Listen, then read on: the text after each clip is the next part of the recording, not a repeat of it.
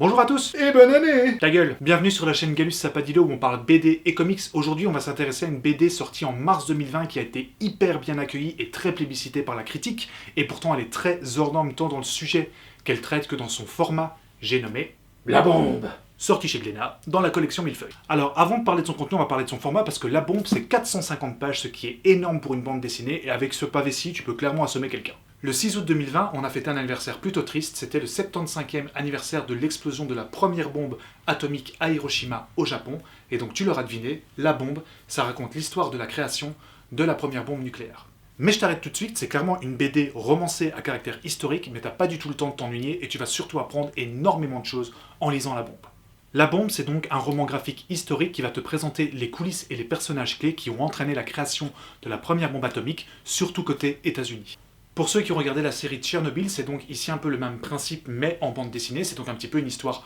romancée, une vision historique de la chose, mais bien évidemment, ça s'appuie sur une batterie d'événements réels, de vraies dates historiques qui sont très importantes, tant pour la Seconde Guerre mondiale que pour la création à proprement dite de la première bombe atomique. On va donc ainsi suivre différents personnages tantôt politiques et scientifiques, donc comme par exemple Truman, Roosevelt ou encore Einstein, mais également d'autres personnages moins connus qui ont tous participé de manière plus ou moins importante à la création de la première bombe atomique, que ce soit au point de vue armement, mais également dans les premiers principes scientifiques. Alors pas de panique, j'insiste bien là-dessus, c'est très bien écrit et très bien romancé, on aura l'occasion d'y revenir, et également tu pourrais te dire, ouais mais ça veut dire qu'on va énormément parler de science, mais c'est nécessaire pour bien comprendre les tenants et les aboutissants de la création de la bombe atomique, et surtout c'est très bien vulgarisé dans la bande dessinée. Je vais quand même insister sur un point, il est très important selon moi, lorsque tu entameras la lecture de La Bombe, que tu sois prêt mentalement à t'y mettre. C'est-à-dire que c'est un sujet très important, qui a eu des conséquences sur la vie de tout un chacun, même encore aujourd'hui avec la création de cette bombe nucléaire,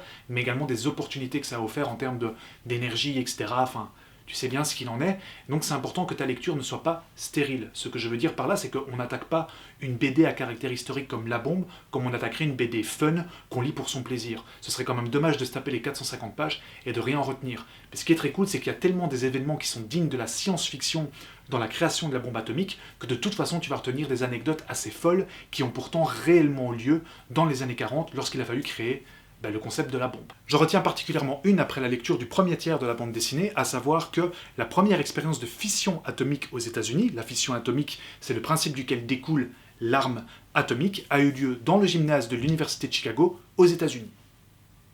en plein centre-ville. Alors qu'ils n'étaient pas sûrs que ça fonctionnerait ou que ça allait pas dégénérer. La confiance. Tu apprendras par exemple également que la principale source d'uranium pour les États-Unis à l'époque, elle provenait du Congo belge, à savoir que le président des mines du Katanga, qui était la principale source d'uranium au sein du Congo, alors que le Congo était encore sous occupation belge, en fait, quand il a senti le vent tourner avec Hitler qui est arrivé au pouvoir en Allemagne, il savait que la guerre allait éclater, il savait que la Belgique n'allait pas pouvoir, on va dire, résister à l'Allemagne, il avait donc peur que l'Allemagne mette la main sur les stocks d'uranium, et donc il a fait tout exporter aux États-Unis en urgence, passant-il pratiquement 3 ans avant de pouvoir le revendre au gouvernement américain. Tu l'auras compris, tu ne sortiras pas indemne de la lecture de cette BD hors norme, tu apprendras plein de choses en t'amusant, c'est juste important quand même de lire ça quand tu peux être concentré simplement pour en retenir l'essence quand même, sans pour autant être assommé d'informations au cours de la lecture de la bande dessinée. Parce que ça, c'est le vrai tour de force des scénaristes, c'est qu'ils ont réussi à trouver un équilibre entre événements historiques véridique et pourtant une romance suffisamment dynamique pour que ce soit agréable à lire et pas que tu sois en train de te dire il y a trop d'infos dans tous les sens, trop de principes scientifiques dans tous les sens. Non, les événements se succèdent, ne se ressemblent pas, mais c'est important simplement une nouvelle fois que tu te concentres pour en retenir des informations importantes et pas juste te dire que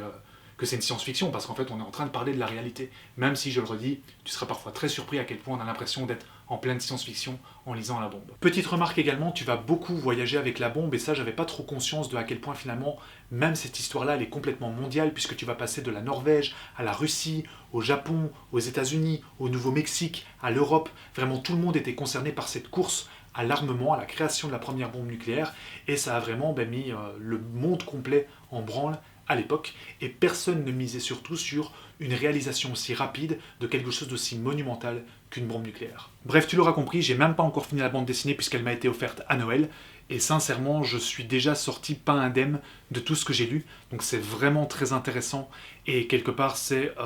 vraiment à part du milieu de la bande dessinée, de ce qu'on a l'habitude de lire, et c'est pour ça que ça en fera d'office une œuvre référence. Pour ce qui est des auteurs, on a 2 scénaristes et un dessinateur. Chez les scénaristes, on a Alcante et Bollé. Personnellement, je ne connais pas du tout leur travail, c'est la première bande dessinée que je lis d'eux, que ce soit en duo ou en individuel. Pour ce que j'ai pu voir de leurs œuvres en liant rapidement les synopsis de ce qui m'a été permis de regarder, c'est que de 1, ils sont très prolifiques, et de 2, ça touche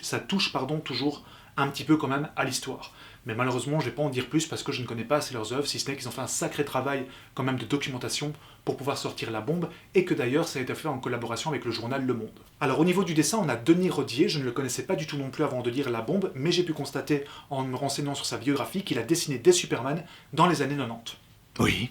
90. Alors et le dessin justement, parlons-en. Le trait pour moi est très rétro. Certaines critiques ont tendance à dire que ça fait un petit peu dépassé, mais moi je trouve que ce trait rétro justement colle très bien au sujet de La Bombe, et surtout on doit reconnaître la grosse maîtrise sur les aplats de noir et blanc qu'a justement Denis Rodier, et sur ce trait qui le caractérise. Toujours au niveau du dessin, étant donné qu'on a 450 pages, les auteurs n'ont pas hésité à faire une très grosse utilisation quand c'était nécessaire, soit de pages pleines ou de doubles pages complètes pour te présenter une action qui était importante, ou encore pour résumer une succession d'événements historiques qu'il n'est pas nécessairement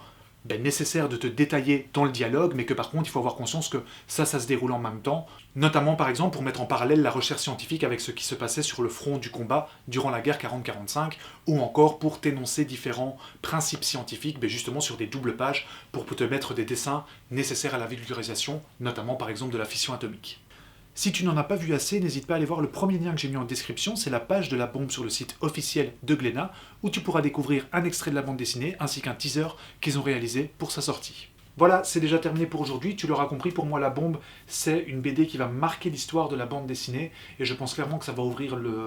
la voie pour des formats du même genre sur d'autres événements importants de notre histoire. Donc sincèrement, n'hésite pas à aller lire La Bombe, je pense pas que tu le regretteras une seconde, tellement c'est une œuvre à part, mais qui est pourtant super importante. En attendant, on se retrouve dans 15 jours pour une prochaine vidéo où on parlera d'un comics complètement barré. Puisqu'on est en train de parler d'une BD historique, si tu as quelques anecdotes en tête sur n'importe quel événement de l'histoire, n'hésite pas à les mettre en commentaire, ça peut toujours être drôle à aller lire. Le reste, tu connais, si t'as aimé, tu peux commenter, liker, partager la vidéo, ça fait toujours plaisir. Une nouvelle fois, merci beaucoup de me suivre sur cette chaîne et sur Instagram. En attendant, n'arrête surtout pas de lire. Salut!